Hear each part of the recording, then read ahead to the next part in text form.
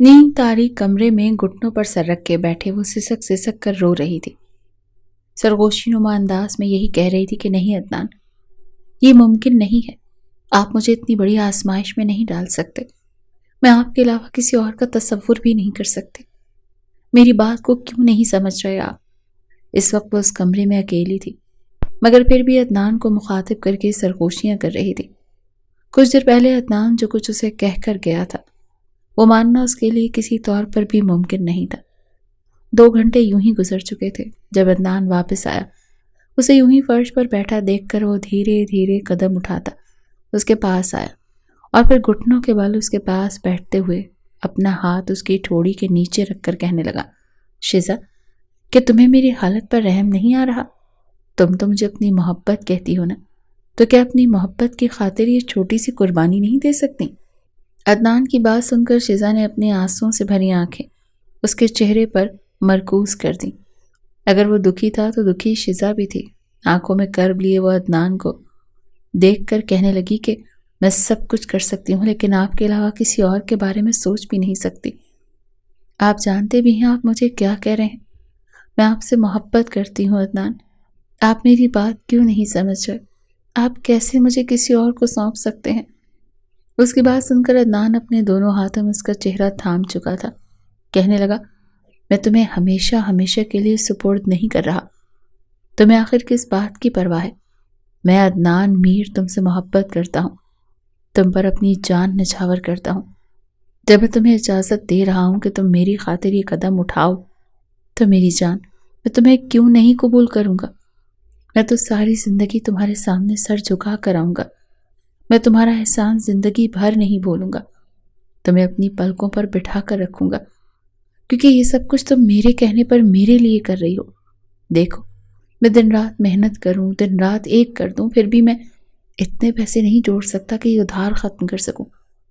اگر یہ قرض میں نے 2 دن کے اندر اندر ادا نہیں کیا تو تم جانتی ہو کیا ہوگا؟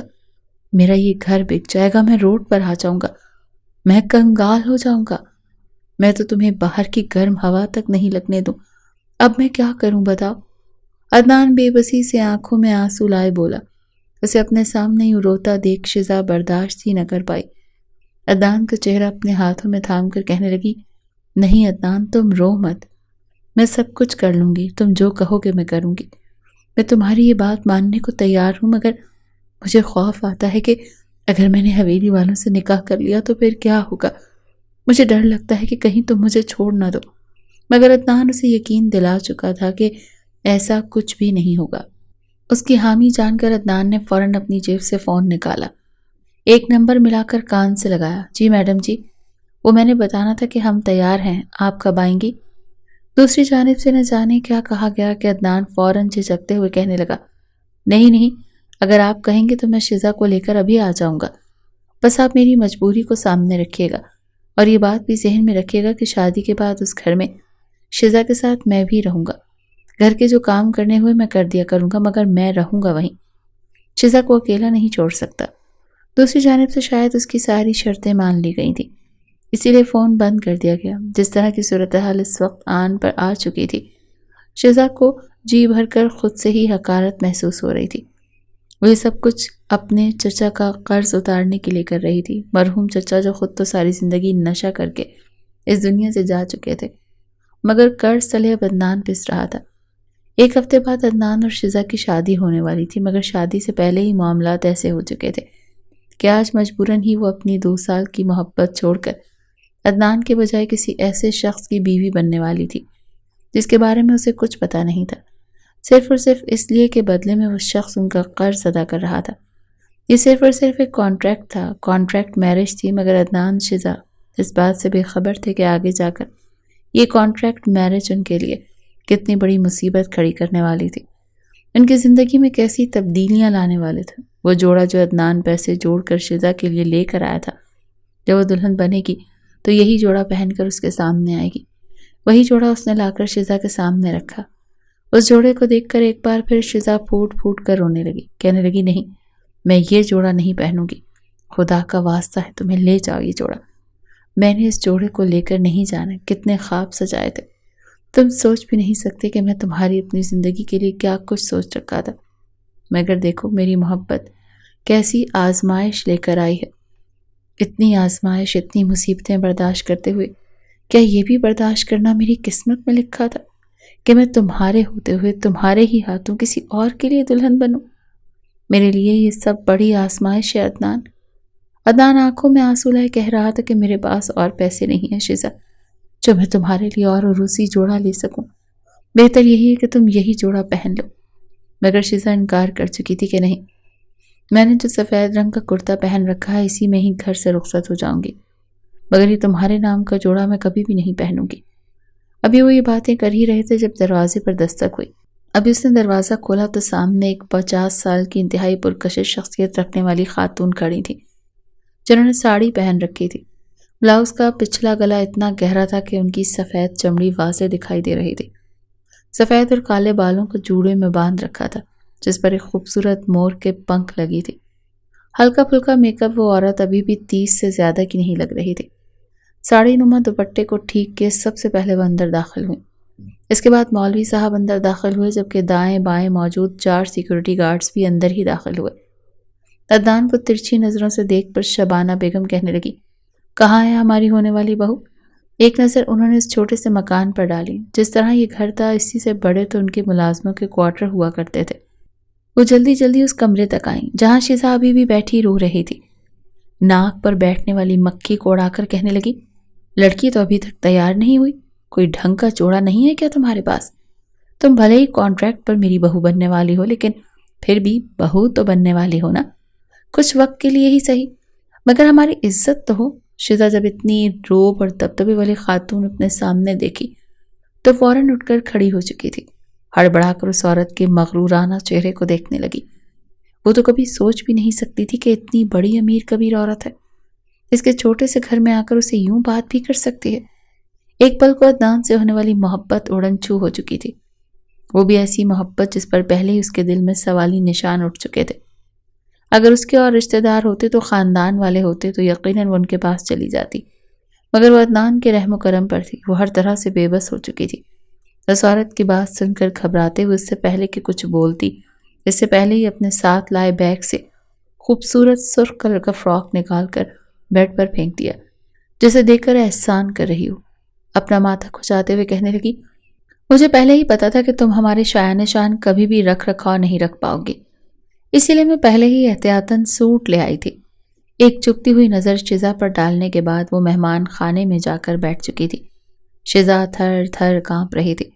آخر اس کی عمر کتنی تھی؟ صرف 18 سال، اور یہ عورت جس قدر زبان کی تیز تھی، شیزا کے پسینے چھوٹ چکے تھے۔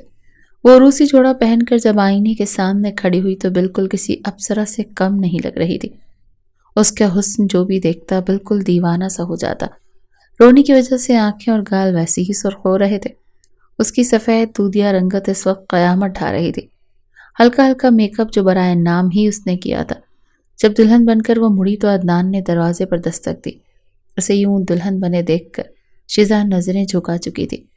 عدنان نے کمرے میں آتے ہی بڑے پیار سے اس کے کاندھوں پر ہاتھ رکھ کر کہا تھا، بس شیزا، کچھ وقت کی بات ہے اور ویسے بھی تمہیں گھبرانے کی ضرورت نہیں، میں اس گھر میں تمہارے ساتھ ہی رہوں گا، بس ایک کڑوا گھونٹ ہوگا جو تم نے بھرنا ہوگا۔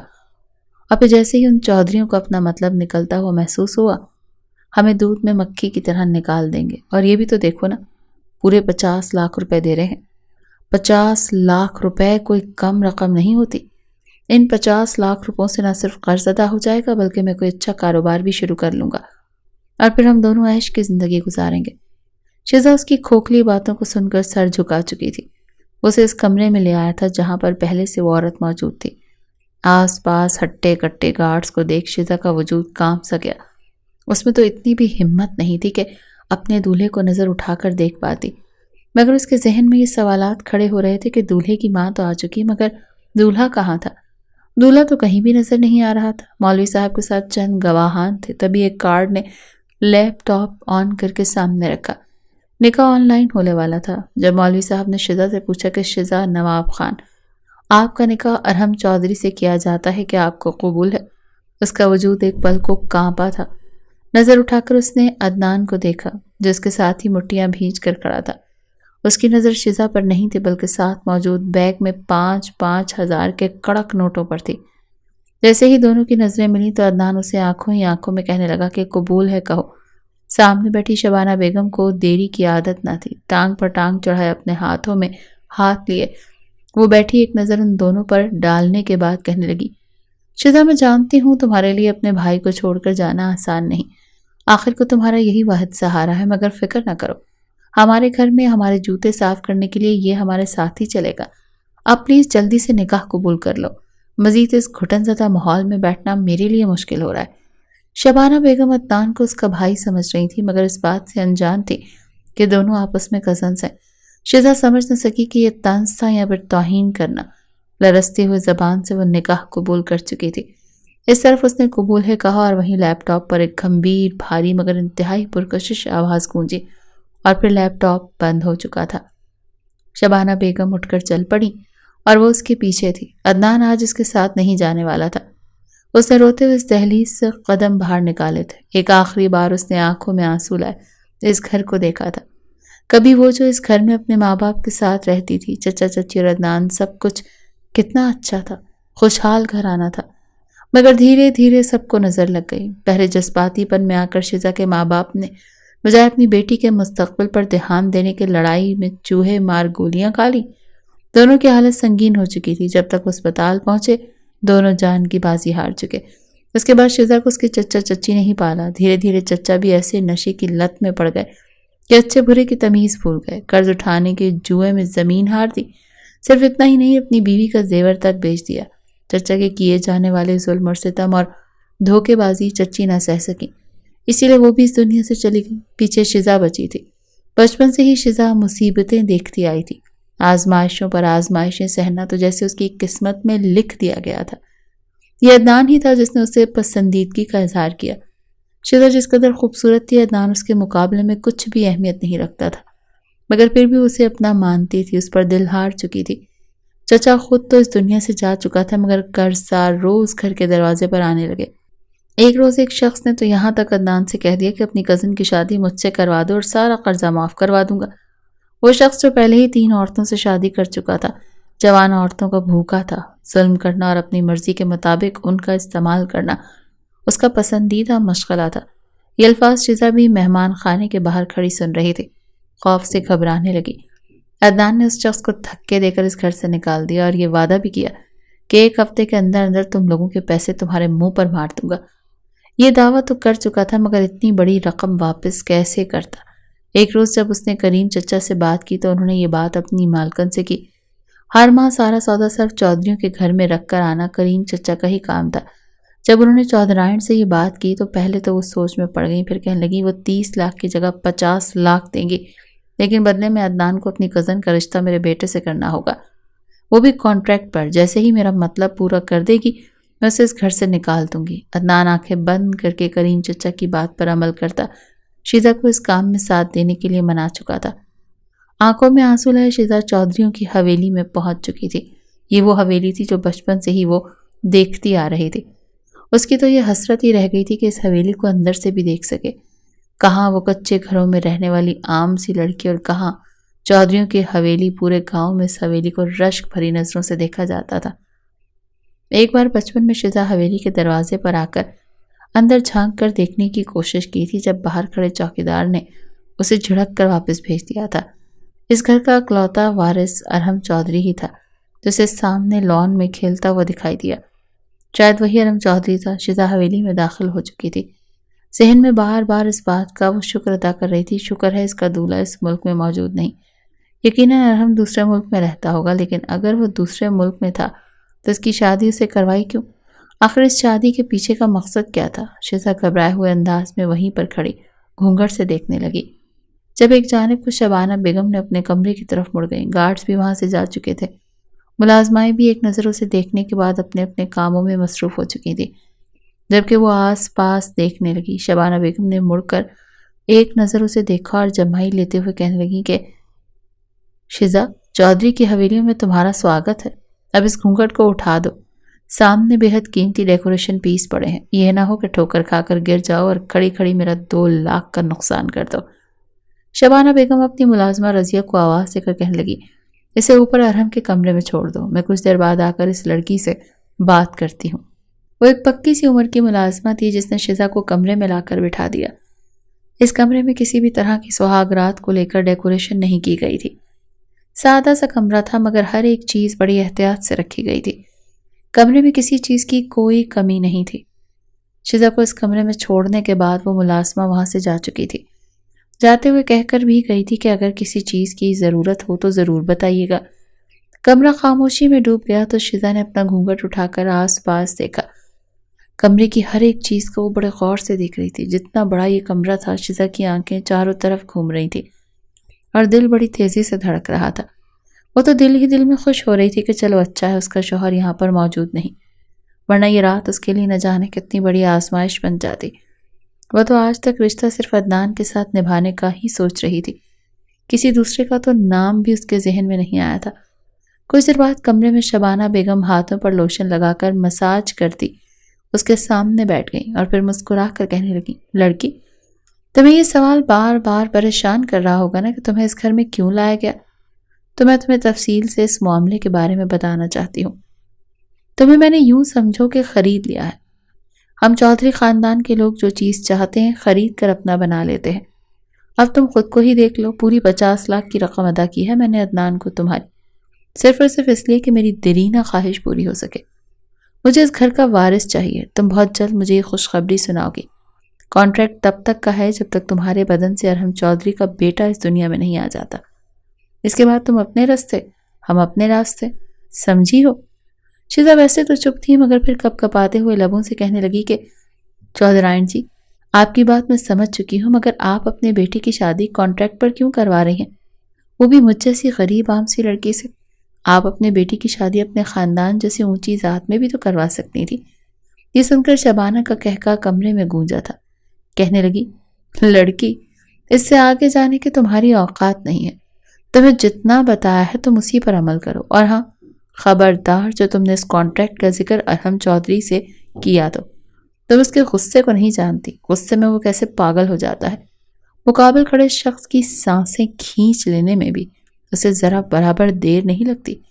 یہ کہہ کر شبانہ بیگم تو اس کمرے سے جا چکی تھی جبکہ شزا عجیب ہی شش و پنج میں مبتلا ہو چکی تھی۔ اسے کچھ باتیں تو سمجھ آ رہی تھی لیکن کچھ باتیں بالکل بھی وہ سوچ نہیں رہی تھی۔ آخر یہ کرنا کیا چاہتی ہے؟ یہاں پر شاید ارحم چودھری ہی ایسے کردار کا مالک ہے۔ اسے آئے روز نئی عورتوں کے ساتھ تعلقات بنانے کا شوق تھا۔ وہ شادی نہیں کرنا چاہتا تھا، اسی لیے صرف وارث کے لیے وہ مجھے اس گھر میں لائی تھی۔ جہاں اس کے ذہن میں یہ باتیں گردش کر رہی تھی وہیں دوسری جانب سڑک پر تیز رفتاری کے ساتھ وہ اپنی فارچونر اڑاتا ہوا گھر کی طرف آ رہا تھا۔ بار بار لیپ ٹاپ پر گونجتی ہوئی نسوانی آواز اسے سنائی دے رہی تھی جس سے وہ نکاح قبول کر چکا تھا۔ آنکھوں میں غصہ، بے بسی تھی۔ وہ بڑی مشکل سے نکاح کے لیے ہاں کر چکا تھا اور اس کی ماں نے اس کی ساری مجبوریاں ایک طرف رکھتے ہوئے اس کا نکاح آن لائن کروا دیا تھا۔ 2 گھنٹے کی طویل مسافت کے بعد وہ گھر پہنچا۔ گھڑی پر وقت دیکھا تو رات کے 2 بج رہے تھے۔ گھر کے مکین اس وقت سو چکے تھے۔ وہ لمبے لمبے ڈگ بھرتا سیدھا اپنے کمرے میں پہنچا۔ اگلی صبح وہ اپنی ماں سے بات کرنے والا تھا کہ وہ مذاق میں نکاح تو کر چکا مگر اس سے زیادہ کچھ بھی نہیں کرے گا۔ اس لڑکی کو تو بالکل بھی رخصت کر کے اس گھر میں نہیں لائے گا۔ اس کی کچھ ڈیمانڈز تھیں، وہ کیسی لڑکی ڈیزرو کرتا ہے، اس کا معیار کچھ اور ہے، وہ ایسی آتی جاتی لڑکی کو اپنی بیوی بنا ہی نہیں سکتا۔ یہ سوچتا وہ اس نے دروازہ کھولا مگر جیسے ہی پیچھے مڑا تو بیڈ پر اس حسین سراپے کو دیکھ وہ اپنا آپ بھول چکا۔ ارحم چودھری کے قدم وہیں پر رک چکے۔ بازوؤں پر رکھا کوٹ اس نے سامنے صوفے پر اچھالا، ٹائی بھی اتار کر ایک طرف پھینکی اور چلتا ہوا بیٹھ کے قریب آنے لگا۔ یہ لڑکی کون ہے؟ ارحم منہ میں بڑبڑانے لگا۔ بال جو سلیقے سے ابھی بھی بالکل سیٹ تھے، پرکشش وجیحانہ شخصیت۔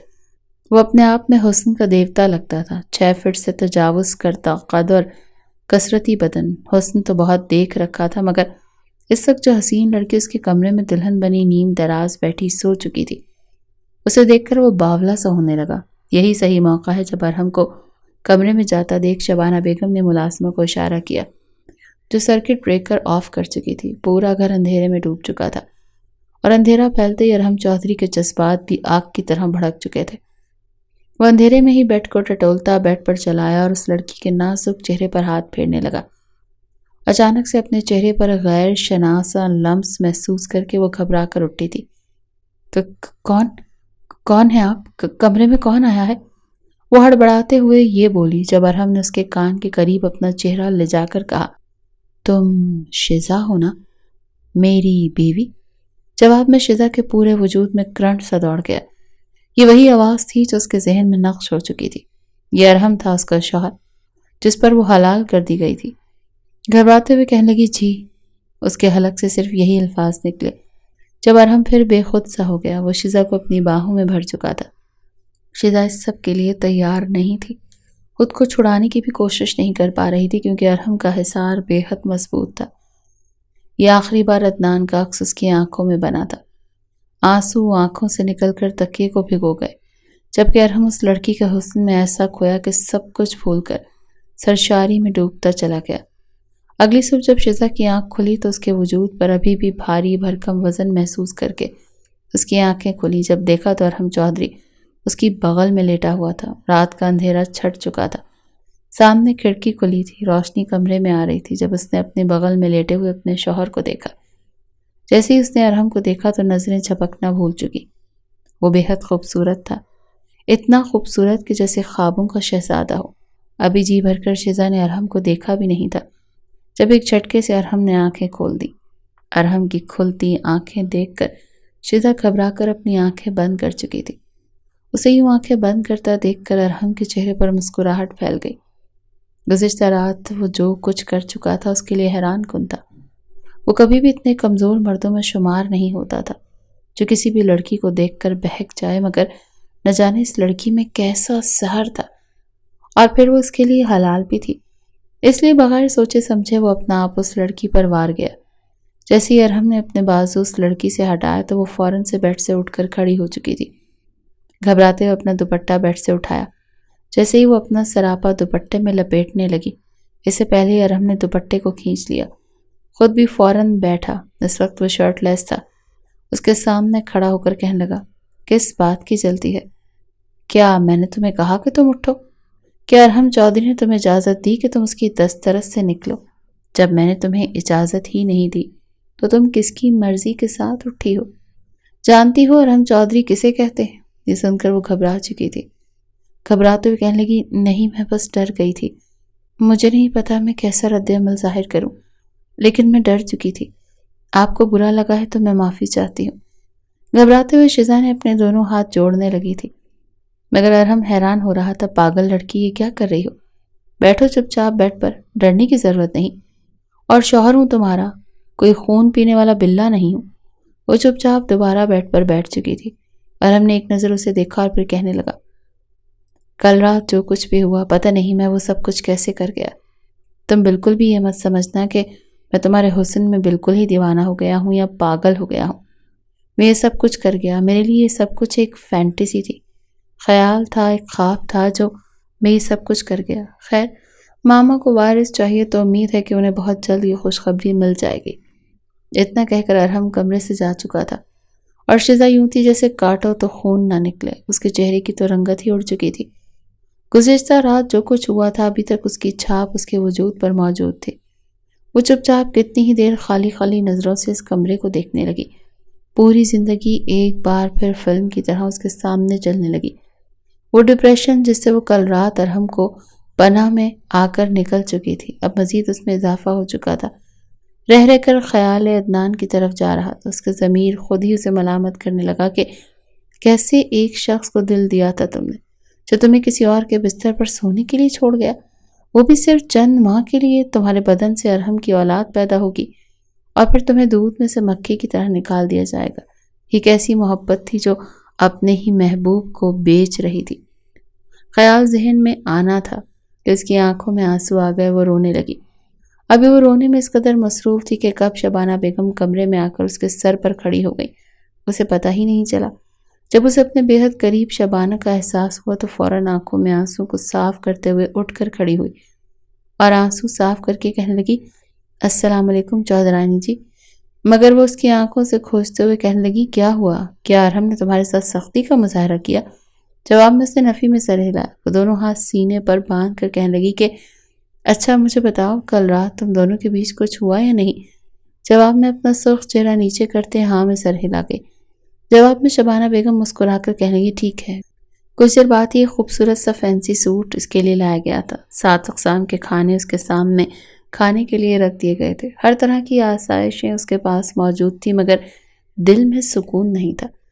اس شام کو عدنان بھی گھر میں آ چکا تھا۔ جیسے ہی عدنان گھر میں داخل ہوا تو شزا کی نظر اس پر جا چکی تھی۔ نہ جانے کیوں، مگر اس سے شرمندگی سی محسوس ہو رہی تھی یا پھر حیا تھی جو اس کے اور عدنان کے درمیان حائل ہو چکی تھی۔ جیسے ہی وہ گھر میں داخل ہوا تو شبانہ بیگم فوراً چلا کر کہنے لگی، ارے لاؤنج میں کہاں داخل ہوتے آ رہے ہو؟ کہ تمہیں پتہ نہیں ہے کہ نوکروں کی جگہ گھر سے باہر ہے؟ تمہارا کام پودوں کو پانی دینا ہے، بیرونی حصے کی صاف صفائی رکھنا۔ پہلی بار غلطی کر رہے ہو، اسی لیے معاف کر رہی ہوں۔ دوبارہ یوں منہ اٹھا کر اندر مت داخل ہونا۔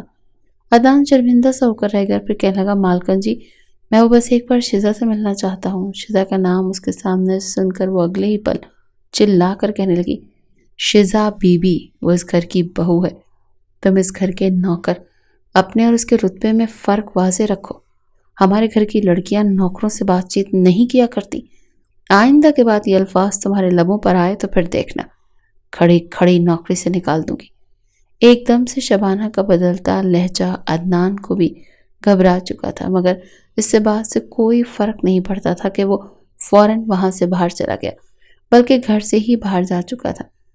منہ ہی منہ میں بڑبڑا کر کہنے لگا، ارے پھاڑ میں جائے تو اور تیری یہ حویلی۔ تیری جوتیاں سیدھے کرنا نہیں آیا، بلکہ اس شزا کو بتانے آیا تھا، مگر اچھا ہوا تو نے خود ہی مجھے بے عزت کر کے یہاں سے نکال دیا۔ مجھے زیادہ مگرمچھ کے آنسو نہیں بہانے پڑے۔ 20 لاکھ روپیہ کوئی کم رقم نہیں تھی۔ سارا قرض ادا کرنے کے بعد عدنان کے پاس بچی تھی۔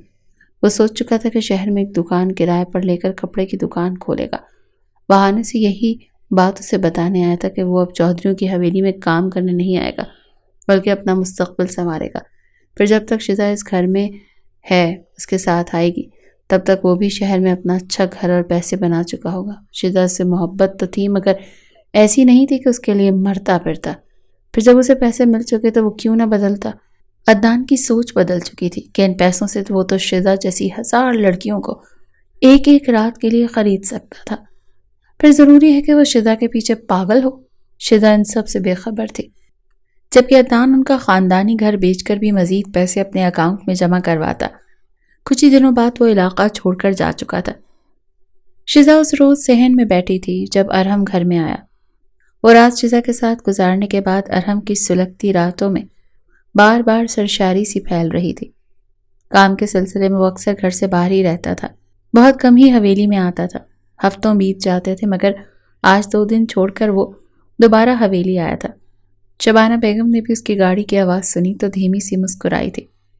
دھیرے دھیرے ان کا پلان بڑے اچھے سے کامیابی کی طرف قدم بڑھا رہا تھا۔ یہ سوچ کر ہی ان کے چہرے پر ایک دل فریب سی مسکراہٹ پھیل گئی جب انہوں نے کھڑکی سے جھانک کر دیکھا تو نیچے صحن میں بیٹھی اس خوبصورت لڑکی کے پاس ارحم موجود تھا۔ اسے نہ جانے کس موضوع پر بات کر رہا تھا، مگر ان دونوں کو ایک ساتھ دیکھ کر وہ جی کھول کر مسکرائی تھی۔ ارحم چودھری، تم تو جانتے بھی نہیں ہو یہ لڑکی تمہاری زندگی میں صرف چند دنوں کے لیے شامل ہوئی ہے۔ تم بھی بڑے بھولے ہو۔ تم سمجھتے ہو کہ تمہاری سوتیلی ماں تمہیں خوش دیکھنا چاہتی ہے، اسی لیے بار بار تمہیں شادی کے لیے کہہ رہی تھی، مگر حقیقت میں یہ سچ نہیں۔ جس دن تمہارے سامنے یہ سچائی کھلے گی کہ یہ لڑکی تمہاری زندگی میں صرف ایک کانٹریکٹ کے لیے آئی ہے، تو تب دیکھوں گی تمہاری آنکھوں میں وہ تڑپ، وہ بے چینی جو تم نے میری پھول سی بچی کو پہنچائی تھی۔ جتنی تکالیف، جتنے آنسو اس کی آنکھوں میں آئے تھے، اتنی ہی میں تمہارے آنکھوں میں دیکھنا چاہتی ہوں۔ ارحم چودھری، اتنا ہی تڑپتا ہوا میں تمہیں ذہنی مریض بنتا ہوا دیکھنا چاہتی ہوں۔ ارحم چودھری کو اس لڑکی میں اس قدر دلچسپی محسوس ہو رہی تھی کہ وہ خود بھی حیران تھا۔ آفس میں اس کے ساتھ کتنی لڑکیاں تھیں جو کام کرتی تھیں، ہر 2 ماہ بعد اس کا چکر دبئی میں لگتا تھا، مگر اس لڑکی میں کچھ تو خاص ضرور تھا جو اس سے روح سے قبول کر چکی تھی۔ اسے یوں لگتا تھا جیسے یہ لڑکی پہلے ہی سے اس کے وجود کا حصہ رہی ہو۔ وہ اسے آج نہیں مل رہا ہو، بلکہ اس سے پہلے بھی وہ اس کے ساتھ وقت گزار چکا ہو۔ ارحم اس کے پاس چلا آیا۔ عمر میں وہ 24 سال کا تھا، جبکہ شزا 18 سال کی۔ وہ چلتا ہوا اس کے پاس آیا، پھر مسکرا کر کہنے لگا، تم یہاں پر کیا کر رہی ہو؟ پودوں کو پانی دینے کے لیے ملازم ہیں؟ جواب میں وہ کہنے لگی، نہیں، وہ بس ایسے ہی، مجھے چھوٹے موٹے کام کرنا بہت اچھا لگتا ہے۔ سارا دن گھر میں فری رہ کر مجھے گھٹن ہونے لگتی ہے، اسی لیے میں باہر چلی آئی ہوں۔ اس کی یہ بات سن کر ارحم ہلکا سا مسکرایا، ہلکے گلابی رنگ کی فراک میں سر پر شیفون کا دوپٹہ اوڑے وہ پری لگ رہی تھی۔ ارحم اسے بغور دیکھنے لگا تو شزا گھبرا سی گئی، اپنی نظریں جھکا لی۔ ارحم نے اس کا ہاتھ پکڑ لیا، پھر کہنے لگا کہ تم واحد لڑکی ہو جو پہلی نظر میں ہی مجھے اپنا دیوانہ کر چکی ہو۔ سچ ہی کہتے ہیں لوگ کہ نکاح جیسے مقدس رشتے میں بہت زیادہ طاقت ہوتی ہے۔ آج تک میری ماں نے بہت بار مجھ سے کہا کہ شادی کر لو، مگر ہر بار میں نے ان کی بات کو ٹالا، کیونکہ مجھے لگتا تھا کہ کوئی لڑکی اس قابل ہے ہی نہیں جو میری بیوی بن سکے۔ میں نے کئی لڑکیوں کو دیکھا، یا پھر شاید میرا اٹھنا بیٹھنا ایسے سرکل میں تھا جس میں کوئی تم جیسی لڑکی نہیں تھی۔ چند روز پہلے ہی میری ماں نے مجھ سے کہا تھا کہ میں تمہاری شادی ایک لڑکی سے کروانا چاہتی ہوں۔ میں نے مذاق میں کہہ دیا تھا ٹھیک ہے کروا دیجیے، میں بھی تیار ہوں۔ انہوں نے کہا میری قسم اٹھاؤ تم شادی کرو گے؟ میں نے بھی صرف اور صرف ایک مذاق سمجھ کر قسم کھا لی۔ ٹھیک ہے کر لوں گا، آپ لڑکی تو ڈھونڈیے، شادی کا کیا ہے، وارث چاہیے آپ کو مل جائے گا۔ مگر مجھے کہاں خبر تھی کہ وہ تمہارے گھر ہی پہنچ جائیں گی۔ میں اس وقت یقین مانو میٹنگ سے 5 منٹ پہلے بیٹھا تم سے ایجاب و قبول کر رہا تھا، مگر گزشتہ رات تمہیں اپنے کمرے میں دیکھ کر میں اپنا آپا کھو بیٹھا۔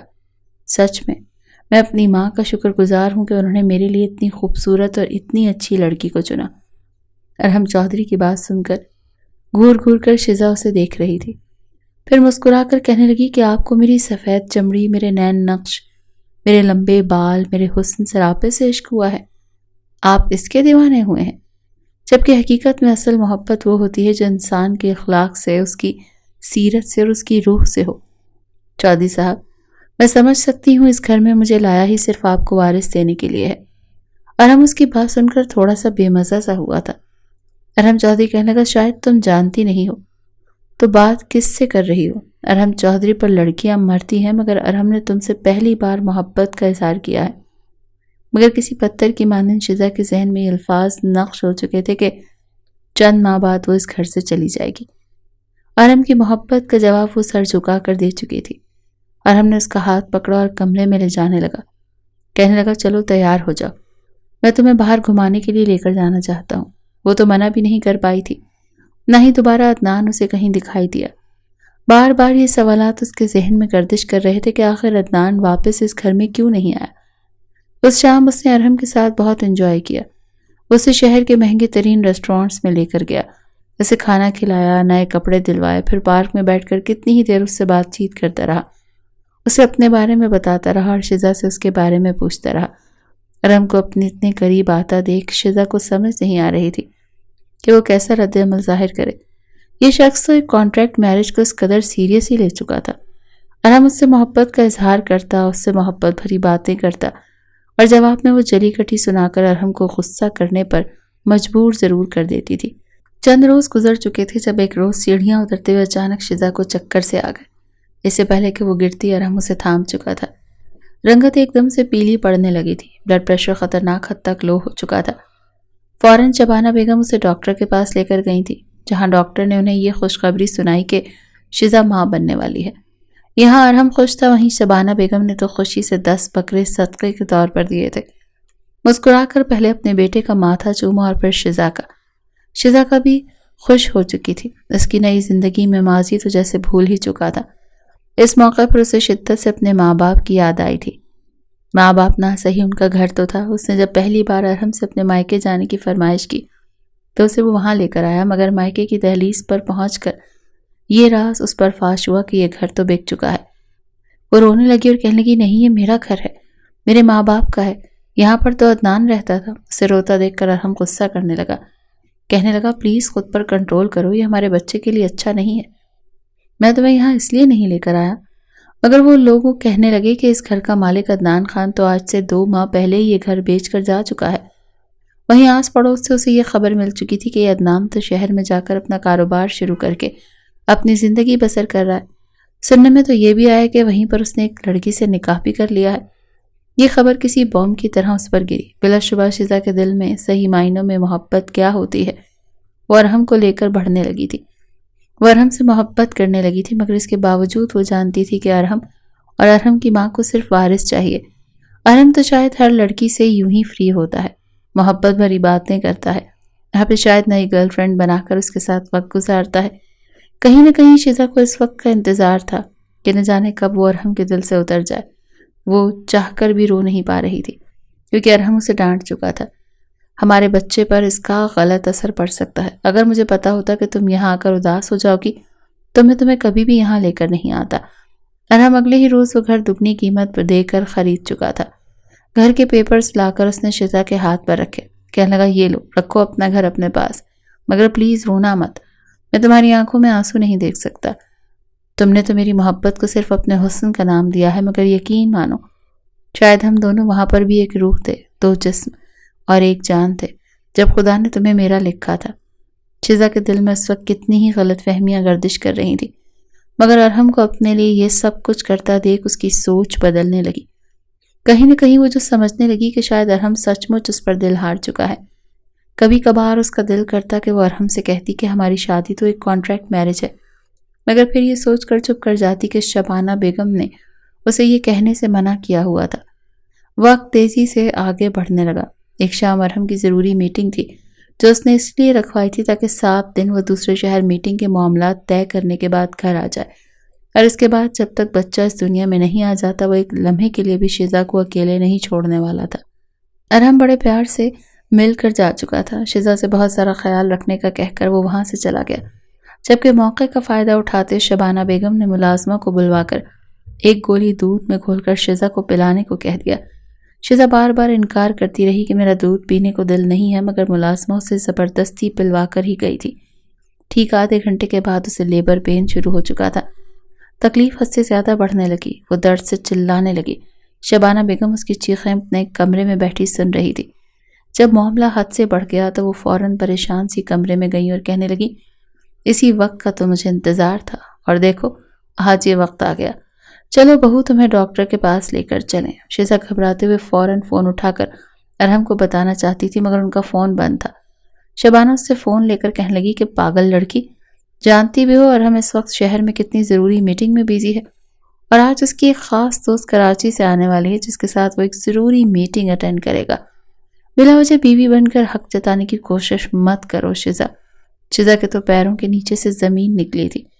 وہ اسپتال کی طرف جا رہی تھی، مگر وہ مزید پریشان ہو کر کہنے لگی کہ نہیں، ایسا نہیں ہو سکتا، ارحم مجھ سے محبت کرتے ہیں، ان کے دل میں میرے علاوہ اور کوئی نہیں ہے۔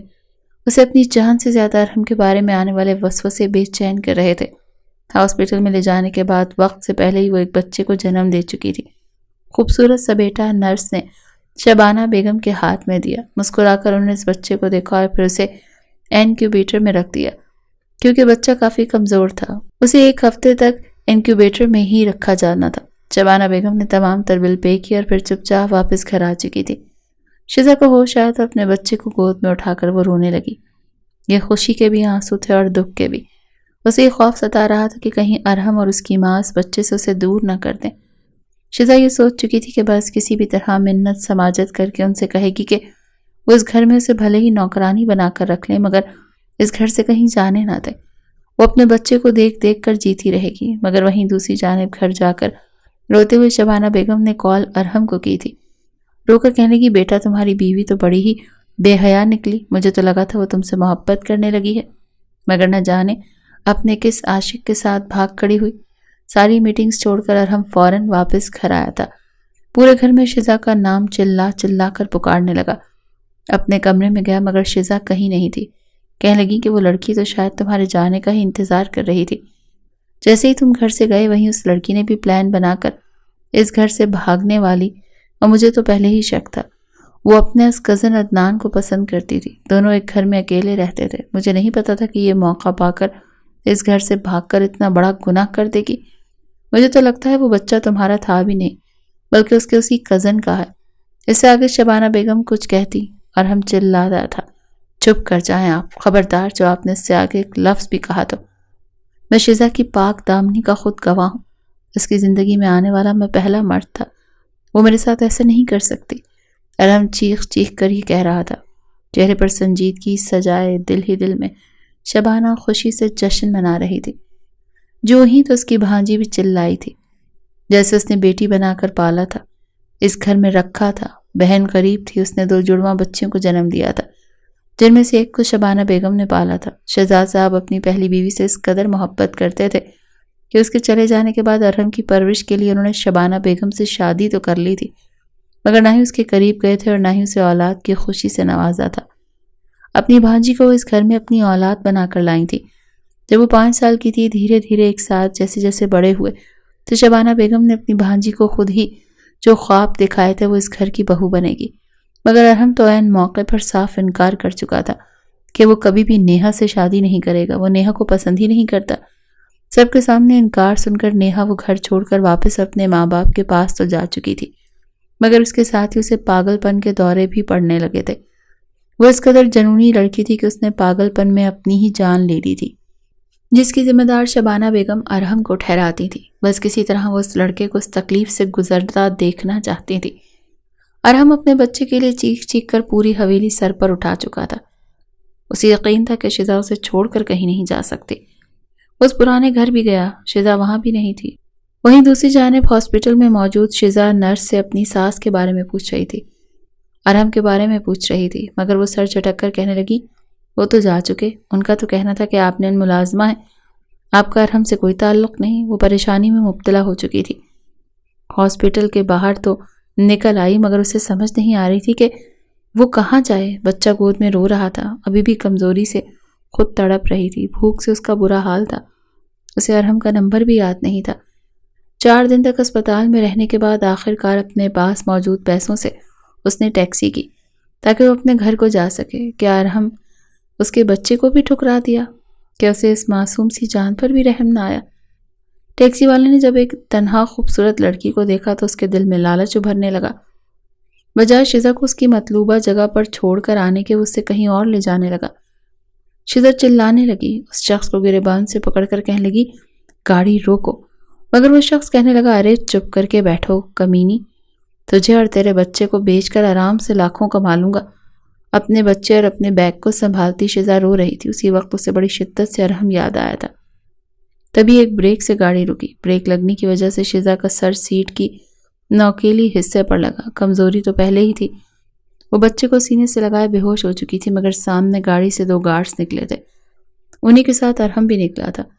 وہ تو سمجھ رہا تھا کہ یہ شخص کسی لڑکی کے ساتھ زبردستی کر رہا ہے، مگر جب کھڑکی کھول کر گاڑی میں اپنی بیوی اور بچے کو دیکھا تو ارحم کے غصے کی کوئی انتہا نہ رہی۔ اس نے مار مار کر اس شخص کو ادموہا کر دیا۔